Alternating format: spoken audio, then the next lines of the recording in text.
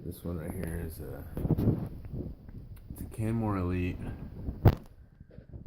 and the guy says it wasn't spinning right, so I looked underneath it, and I can't really tell, but it's got a lot of oil leaked onto the motor and stuff like that,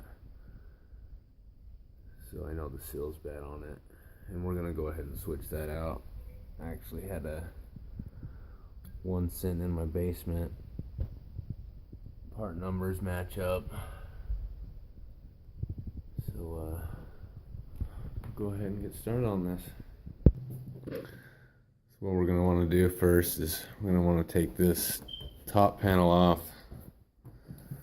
flip it back, take the exterior off so we can get down to the motor, take it off, take the spanner nut off. So go ahead and do that, and then we'll get back to you. Alright, now that we got that all off, this right here, this top piece, this one has clips on it, and they're pretty hard to push, so gotta give it a little push.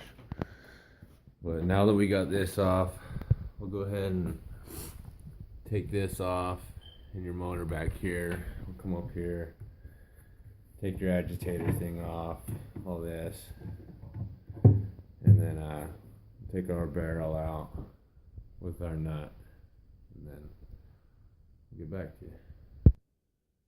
Alright, here's what this spanner nut looks like. I'm gonna have to take that off.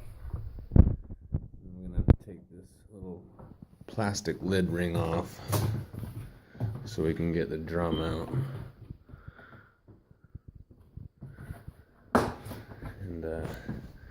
Down here on the pump, we got these clips right here too.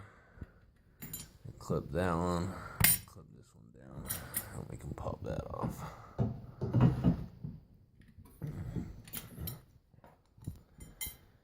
And then we got a bolt right here and a bolt right here with two clips that need to come off, and then we can take our motor off.